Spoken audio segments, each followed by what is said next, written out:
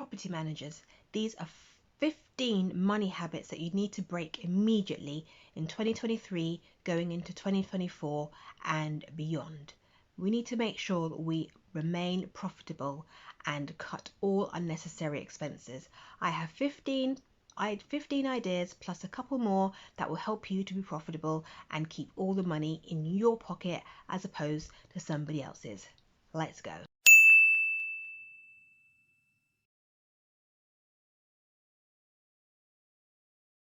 Number one, you don't track expenses and you don't have a budget. These are very crucial and very basic things to have in your business as well as in your personal life. You need to make sure that you just don't spend willy-nilly without knowing where the money goes. You don't know what money's coming in, you don't know what money's going out. You have no idea what money you're spending in your business. Obviously, when you think of budgets, you normally think of personal expenses, but massive companies, small companies, they have shareholders or they have partnerships, or even you may have a team of people in your business. You need to make sure that you're able to pay your staff and all of your suppliers and all of those kinds of things, and obviously your tradesmen, because if we're talking about property management business, you're going to have tradesmen, you're going to have all sorts of expenses. You need to make sure that you track all of your expenses and make sure that you have a budget for your business, so you know what money's coming in, what money's going out, and what money you can pay for yourself, because at the end of the day, we're all in business to be able to make money so we can have a better quality of life for ourselves and for our families. So that's number one. Number two is monthly financial health check. Now, these are things that you're not doing. You're not assessing your money on a monthly basis. You don't know exactly, how much profit you've made or how much profit you need to make for this year, for next year, for years to come. You can't, connect this year's profits to last year's profits. You don't know how much you lost last year, don't know how much you lost the year before. It's very hard for you to be able to know what you're doing month by month, year to year, decade to decade. God willing. But at the end of the day, you need to have a monthly financial health check so you can assess your business. You need to be able to assess how much you're spending, as before with the budget and expenses, how much you're spending, how much you're projected to make. You could even look at, such figures as how much you want to make in the next couple of months, how many clients you need to get in your business, how many properties you need to manage, all those kinds of things. Unless you assess your business on a month-to-month basis, you'll have no idea what to project for in the future and where you are in your current situation. So that's number two. Number three is impulsive spending. Now, I don't know if you're anything like me, you may occasionally, pop to the shops and think, oh my gosh, this is absolutely amazing. I have to have it. It's a new, shiny, interesting thing. I have to have it in my business. I need it right now. No, you don't. You don't need it. You need to give yourself 72 hours, 48 hours to really think if you actually need it. How many times have you seen something online and you're thinking, oh my gosh, it's on sale. It runs out in like 2 hours. It runs out in 72 hours. I need to have it now. I need to get it before it runs out. Fear of missing out is massive when it comes to impulsive spending. You may have a mobile phone contract for all of your staff that you're paying. Each mobile phone contract is like, £50. Someone comes to you and says, oh, if you sign all the mobile contracts to me, I can reduce your bill by £40. And you're thinking, actually, that's a massive, wonderful idea. But what you don't realize is they signed you in for like a 25-year contract. No, impulsive spending. Think about it, assess what you really need, assess what you really want, and then you search for what you want as opposed to randomly buying things here and there. That's impulsive spending. Another is emotional spending. Now, this is not so much in business because obviously, we're not necessarily too emotional when it comes to, business expenses. But there are occasions, for example, when, you have a member of staff, they're complaining of certain backaches and feet aches and all sorts of things. You're thinking, oh my gosh, they need an ergonomical chair. They need to have, a really nice footrest. They need to have this, they need to have that. They need to have, the beads on the back of the chair. The chair needs to feel comfortable for them. I'm going to go out, I'm going to buy the best possible chair for my member of staff because I want them to feel comfortable. I want them to know that I'm thinking about them. I want them to know that I appreciate them. And then you go out there and you buy something really expensive and then they leave like 2 days later. Nightmare. So, when it comes to emotional spending, try and keep your emotions out of the business. We don't need those kind of emotions in the business where it makes you spend unnecessary money that is not needed for your business, especially if you haven't even budgeted for it. You're spending money that you don't even have allocated for this specific spend. So keep emotions as much as possible out of the business, unless of course it is an emotional style business. But at the end of the day, I'm talking about property. Property is not that necessarily emotional. Obviously, unless you're dealing with specific tenants that can, you want to be a bit, kind and sincere towards them. But at the end of the day, this is your expenses. We're talking about profit and loss. No emotion, please. Number 5 is keeping up with the Joneses. Now, I don't know if you're anything like me, but there are occasions you're looking at, the next person who's got a wonderful branded car, you're looking at their branded phone, you're looking at their branded t-shirts, you're looking at their branded jumpers, you're looking at their branded caps, you're looking at their branded pens, you're looking at their branded shoes. Everything about this company that you love is branded, and you're looking at their email signatures, you're looking at their brochures. Everything about this company is fantastic, and you're like, I want to be like them. They're making loads of money. They must be doing so well. They're attracting so many people with all their wonderful branding. No, no, no. You have absolutely no idea how that business is doing. You don't know if they're even profitable. You don't know if they're even liked by their clients. You don't know what their reputation is like. Keeping up with people that you have absolutely no idea who they are, what their lifestyle is like, is a big no-no. You don't know if they've even got the budget to do what they're doing. No. You stick in your lane, in your financial lane, and you don't go outside of it, unless of course you can afford it. Keeping up with the Joneses is just expensive. Who are the Joneses anyway? Do you even know these people? I don't. Let's not do that. Next. Number 6 is paying minimum money towards your debt. Now, when it came to COVID, quite a lot of people got, specific loans from the government. They extended their credit. They got extra overdrafts. They used credit cards, probably payday loans, any sorts of credit they could get for their business because COVID and all sorts of financial crash and all sorts of things are happening, especially in the housing market right now, when it comes to trying to keep money in our pockets. Now, idea is you don't want to keep paying this debt for absolutely forever. When it comes to credit cards, you pay the minimum amount, which is like something silly like £2. You'll be paying that. Your grandchildren will be paying that. Your great grandchildren will be paying that. That debt will never get paid off. The sooner you pay off your debt, the sooner you can get to keep all the money for yourselves. If you listen to Dave Ramsey, which I do, I don't know if you do, but the man is amazing. He will just say you need to eat beans and rice, rice and beans. You need to make sure you do the bare minimum for everything else, make sure everything else is covered, and you make sure you pay your debts off ASAP. That's normally for personal, but that can also be taken with business as well. Just pay off all your debts in your business so that you have no one, hanging over you, asking you for money, blacklisting your business, giving you a bad reputation that you can't pay your debts off. No, that's not what we're going to have in this business. We're going to make sure I pay our debts off. At the end of the day, we need to make sure we've done our budget, so we know how much money we have left over, so we have enough money to pay ourselves, but we don't have enough money to pay our business debt. We do not want debt hanging over our business. Now, those 6 things was all about spending. The next couple of things is all about us personally. So the next tip is you are spending too much money on yourself. You need to make sure that you do not take out too much money out of the business that shouldn't be taken out. At the end of the day, the business needs to be able to support itself, support the staff, and support the tradesmen, suppliers, pay off your landlords, everybody else you need to pay for, and obviously pay for yourself. But if you're taking out too much out of your business is going to crumble, you're going to end up going bankrupt. It's a very, very bad look. You need to make sure you keep enough in the business so that it's ticking over, and you need to be able to take out just enough for yourself that you're not, making the business in a terrible state. Just take out enough that you need to be able to keep functioning yourself, make sure your family is taken care of. If you need to bring in more leads, then you need to work on your marketing funnels to be able to bring more money into the business, but do not take out more money than is available, because that is absolutely awful. Lifestyle creep. Have you heard of lifestyle creep? So your business all of a sudden is doing really well, you're making loads of money. Let's say, for silly example, you're bringing in an extra £10,000 a month. You're like, yeah, a few months ago I was making £5,000 a month. Do you know what? I can go and get me a Bentley now.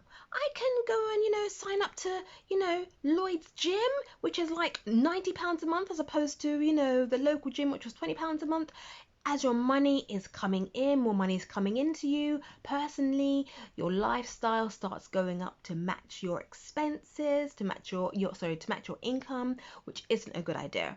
If you were making £5,000 before and then all of a sudden you're making 10,000, no, do not go up to 10,000. You remain at 5,000.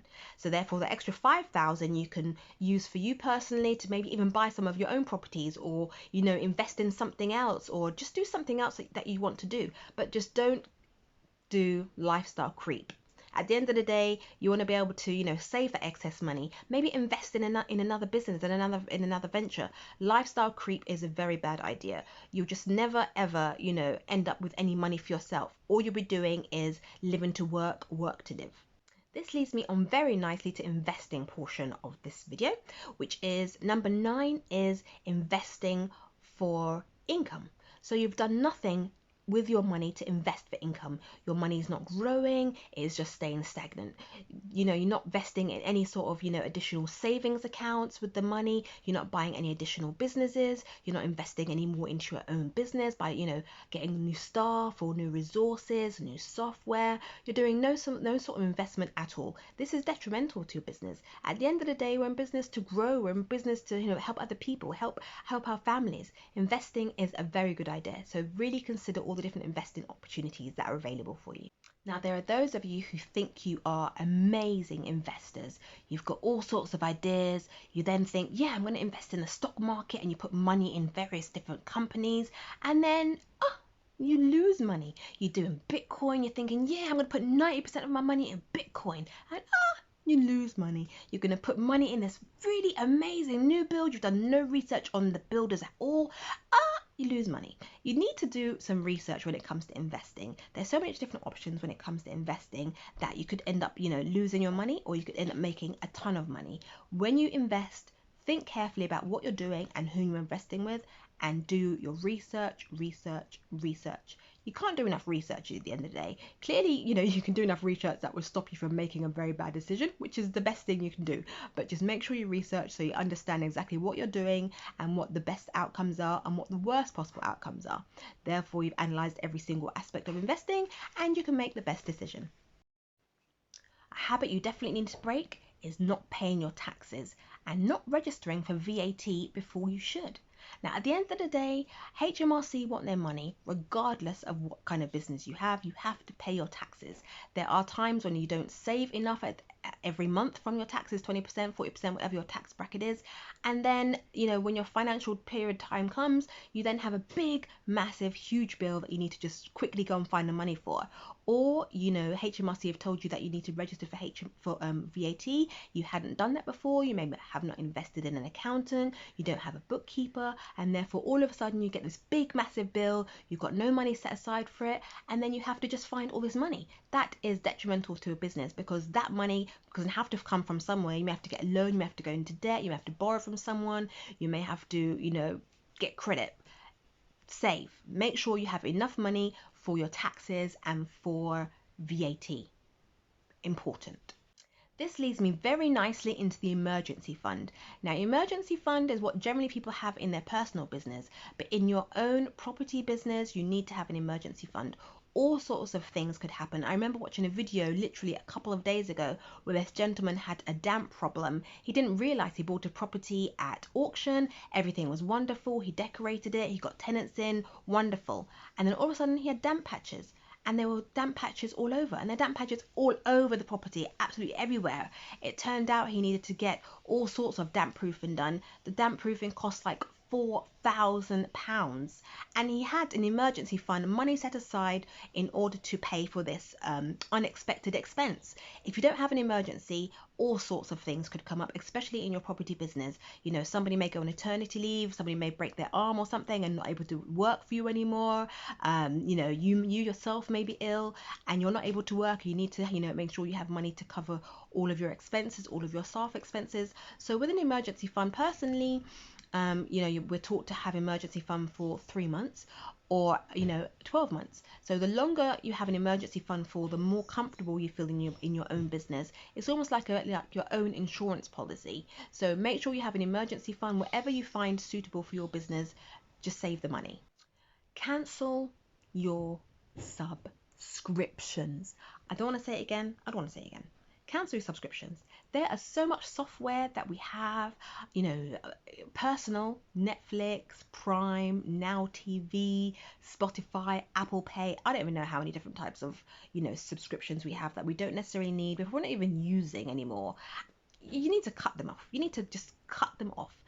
Print out your bank statement or look it up on your phone. Tick off every single bill that you have in your business as well as in your personal, and see if you actually need it, because you're probably paying for things that you've completely forgotten about. You don't even remember some of the things you signed up for, especially those free trials. Oh, those free trials get me every single time. Number 14. Stop relying on one source of income for your business.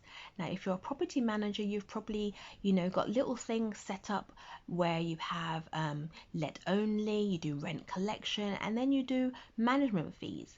So obviously, if you're managing a property, you charge charge a landlord every single month for looking after their property. But you need to diversify a little bit. You need to think of other things that you can do in your business to bring in more sources of income. I'm not saying to go out and do something completely different, but I've been to lots of networking meetings when it comes to property managers, and they've then started to invest in properties, to buy properties either on behalf of their landlords or for themselves. Then they start to renovate those properties. They either renovate for themselves or on behalf of landlords. They offer that as a service. They also offer consultation services for landlords. They also offer sometimes interior design because they've developed a real passion for designing the interiors of properties. There's so much other resources that that you could tap into, that you've got within yourself. You don't necessarily have to hire loads of people, but you need to think about other sources of income that you can generate from the current business that you have. Just think outside the box. What kind of things can you offer in your business that perhaps other people are offering, that maybe someone isn't offering at all, that will be beneficial to your clients? Think about it. A bad money habit you need to break is never asking for a rise in pay. Now, obviously, it's your own business. You have your own clients, you have your own suppliers, you have your own tenants, whatever property business you have. But when was the last time that you yourself increase the rates of pay with your own clients? Now, obviously, if you have a property management business, you're probably increasing rents all the time on behalf of your landlords. But when was the last time you increased, your prices to your landlords for your management fee or for your let only fee? Or any other fees that you may be charging. Obviously, due to the tenant ban, you can't be charging your tenants a large amount of money, but you can charge the landlords. If you have an inventory company, how much do you charge your letting agents or landlords? You need to think about, when was the last time you raised your own prices? Because this current market, housing crisis, financial crisis, insurance is going through the roof, utilities are going through the roof, petrol's going through the roof. Everything is so expensive. You can't keep your prices at 1998. It's 2023. You need to move with the times. Increase your prices. It's the best thing for you. Hope those tips were extremely helpful for you today. Just in case you didn't know, my name is Tanya Day and I am a property virtual assistant. I've worked in the property industry as a virtual assistant and an online business manager since about 2012. I've worked with so many different types of businesses: property management businesses, estate agents, mortgage brokers, architects, and I've also been a real estate agent myself with Keller Williams and also with Purple Bricks. I absolutely loved all my roles within property management and being a virtual assistant. So in case you weren't aware, a virtual assistant takes on all of the tasks, and they literally just work as and when needed by the person who is hiring them on an hourly basis or retainer basis.